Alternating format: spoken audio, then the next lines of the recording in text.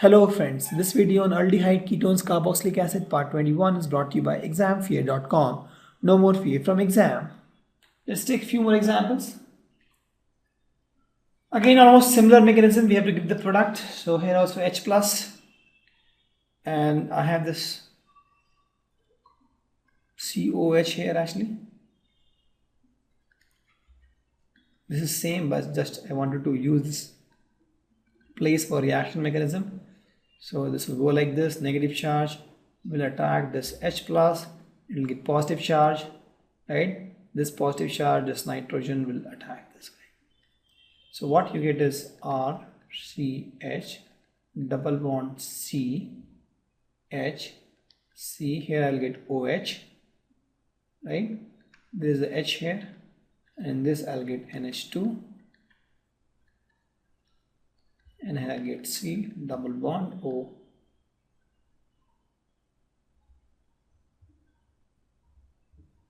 NH NH2. This is what you get. Correct. Now since nitrogen has given the electron to carbon, it gets positive charge. Nitrogen doesn't like positive charge, so it asks hydrogen to leave, and this hydrogen will go to this oxygen. Oxygen has the lone pair. This will become H2O plus, and the water will go up, and this will become a positive charge. We have seen this mechanism so many times, so I'll just write it here.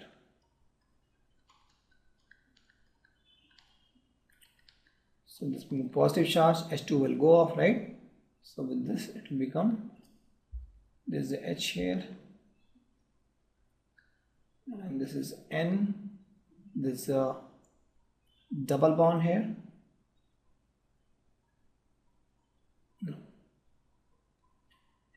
That's all. This is H, this is C double bond O, NH, NH, H. This is what you get here. Correct. Now, if this hydrogen leaves, it will form a double bond. That is pretty good. So it will ask this hydrogen to leave. Nitrogen gets a negative charge, negative and positive charge forms a bond, and you get this double bond here. This becomes R, C. This is H actually here. RCH, double bond C, then H, then C, then H, and there's a double bond now between nitrogen and carbon, and this hydrogen is gone. Then I have this hydrogen is gone, right? Then I have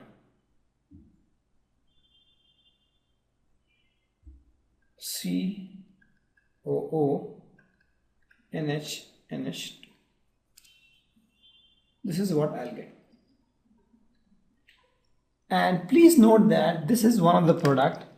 The reaction can happen also in one more direction. See, in this case, I have reacted this nitrogen with this carbon. This nitrogen can also react. Both are equally potential, right? This nitrogen can also react. So in this case, we'll get different product. So it will get flipped actually. So you'll get product something like this. CH, CH, double bond N. Now you'll get NH here first, and then CO and NH2. Right? So see, it is like this. You are taking this oxygen and this hydrogen, removing water and forming double bond, that is one. Or you are taking this oxygen or this oxygen and this hydrogen and forming double bond. So both are possible output. There are two possible output for this reaction. So we are done with this reaction. Let's try for this reaction. So here also you see I have NH2 and I have double bond H plus. Same reaction. This gets minus charge, slightly positive charge. This oxygen with the minus charge attack this H plus. Nitrogen with the lone pair will attack this carbon. So with this, the output you will get is, I'll draw somewhere here to get more space. So with this you get is C, you get H here, OH, here is CH3 by default, and in this I get NH2 and CH2 and CH3 to C2H5. This is what I get. And nitrogen with the positive charge, nitrogen won't like positive charge, it'll ask hydrogen to leave. This hydrogen will again go and attack this oxygen. This will become H2O plus, and H2O plus will leave, and this carbon will get a positive charge. This is what I'll get now. Similar to what we have done.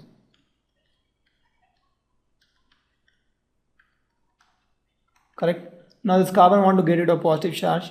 So how it can do, it can either kick off this hydrogen or this hydrogen. So it will kick off this hydrogen, form double bond with CN, and with that it will form nitrogen will get negative charge, negative and positive will form a bond, so it will get this product.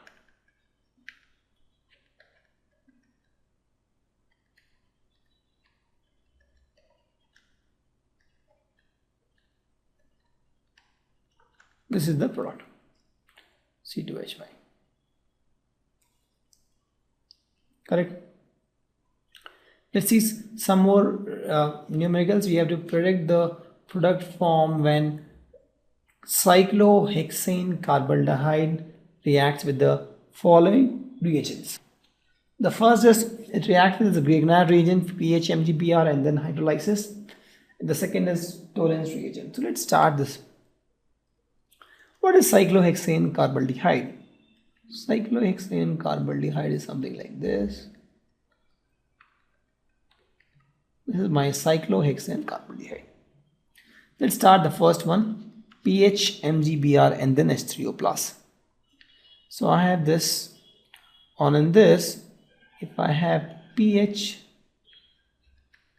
MgBr, so this whole thing gets a negative charge, and this whole thing gets a positive charge. That's how it is. And this gets slightly negative, and this gets slightly positive. So this guy, this phenyl, will react or attack this carbon. Correct? And this O minus will attack this MgBr. So with this, the output will be getting is this. See? I have O minus, so it becomes O MgBr, and here I'll get a phenyl group.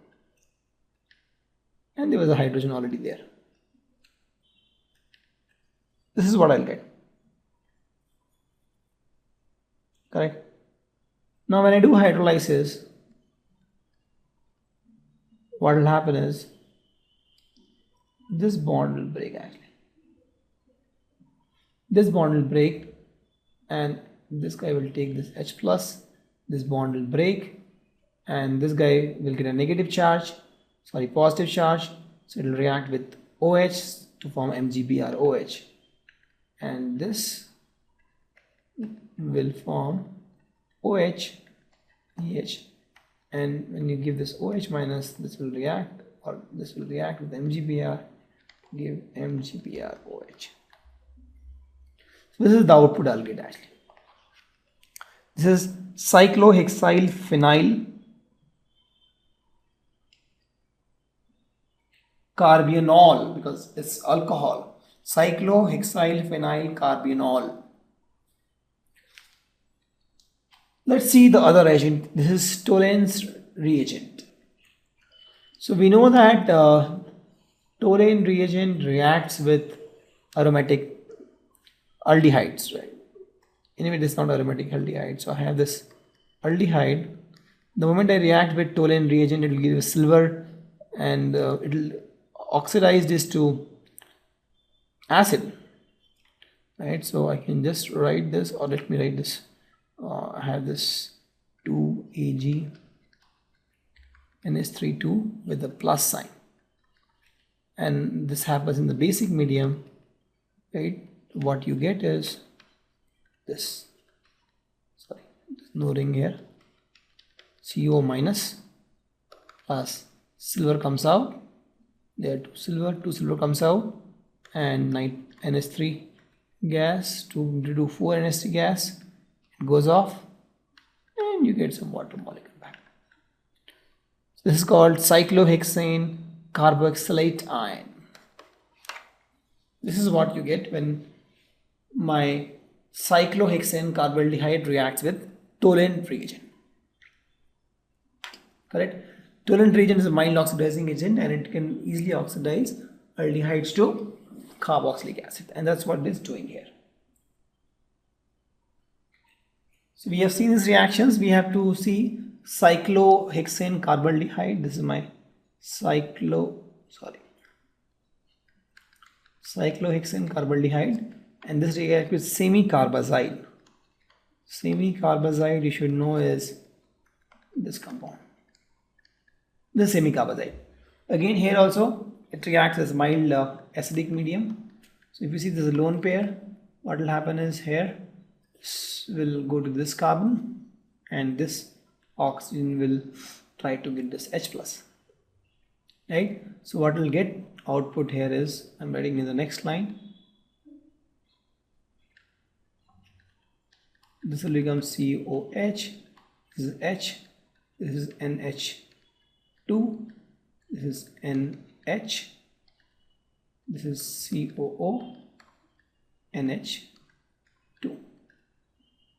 Now if you see, nitrogen gets a positive charge because nitrogen has given electron to oxygen, doesn't like it, goes off, hydrogen comes out, hydrogen is now attracted to this H2OH lone pair, this becomes H2O plus, H2O plus comes out because the heavy molecule, carbon gets a positive charge, so this is what you get. Carbon with a positive charge, nitrogen with a hydrogen, CONH2.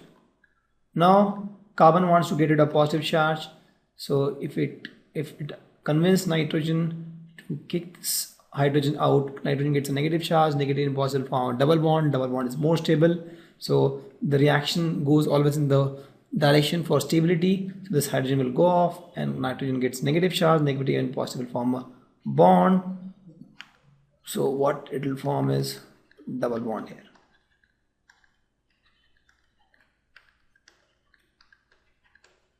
This is the output.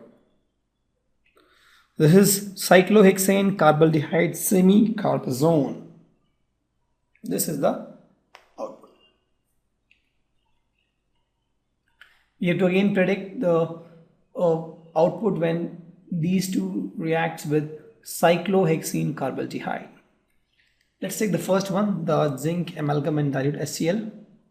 This is pretty easy. I have COH, they react with zinc amalgam and HCl. I have shown you that with this zinc plates, what happens is it gets H plus, right? See, the first thing will happen is it will go in this way, it will get H plus and with positive charge here, right? And then zinc will provide 1 electrons to it. So if you keep doing that, it will become alkane. So end of the day, it will become CH3. So you want to see the reaction mechanism, watch my video in the same series where we have discussed the mechanism, how zinc helps to reduce aldehydes to alkanes. So this is methyl cyclohexane.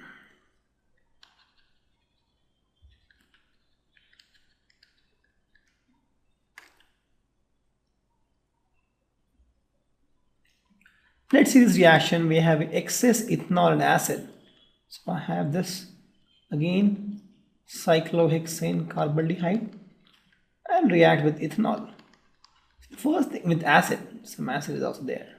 So what happens is acid, this gets negative charge, attracts to this H plus, and this positive charge will attract this carbon.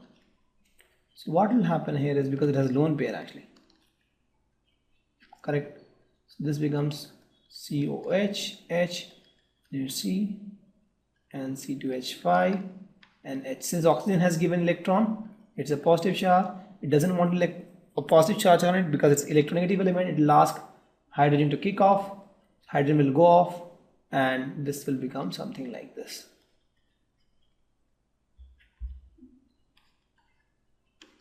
COH, O, C2H5, and this is H.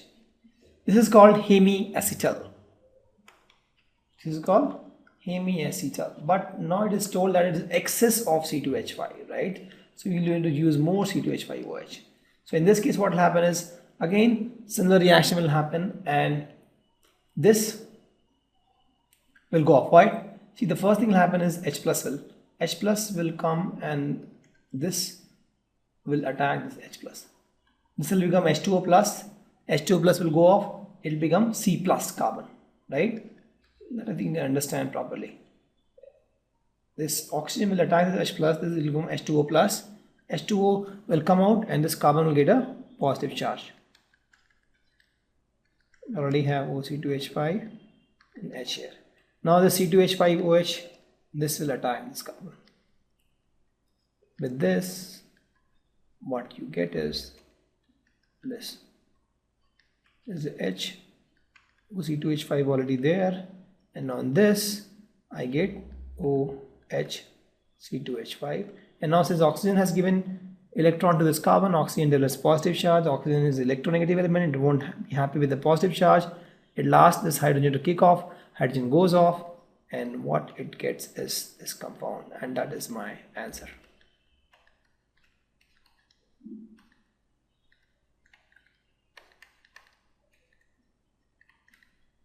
This is my output, and this is the answer. So if you have excess ethanol, you'll get acetal, and this is acetal. This was hemiacetal, and you get acetal if you have excess alcohol.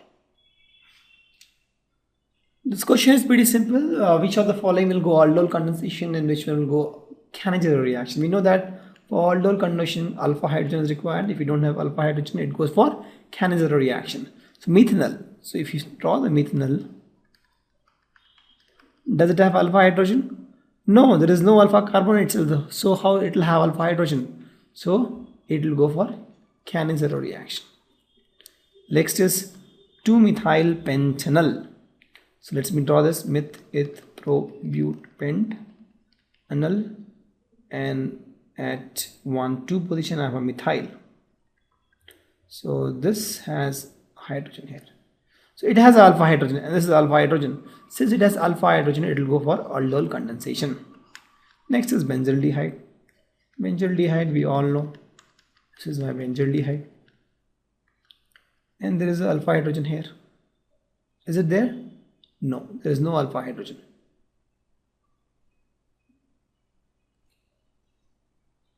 There is no hydrogen here. If you draw, let me draw it clearly for you.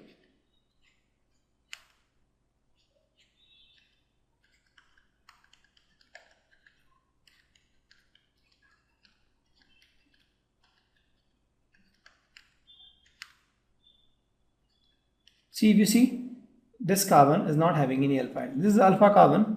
There is no alpha hydrogen. Already 4 bonds are gone. 1, 2, 3, 4. So there is no alpha hydrogen in benzaldehyde. So it will go for Cannizzaro reaction. Similarly, for these three, we have to say which one goes for aldol, means alpha hydrogen, and which one goes for Cannizzaro, that means without alpha hydrogen.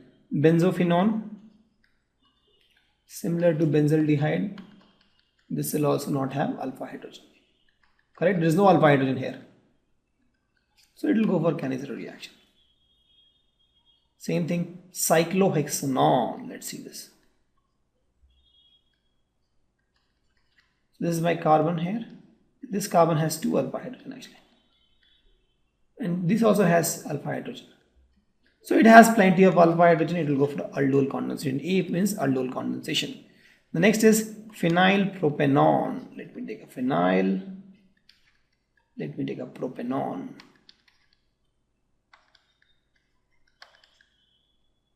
One side is phenyl, meth-propanone. Yeah, this is phenylpropanone. So this has alpha hydrogen. Yes, it has alpha hydrogens. Since it has alpha hydrogen, it will go for aldol condensation.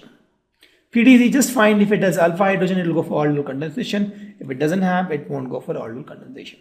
Next is phenylacetaldehyde. My phenylacetaldehyde.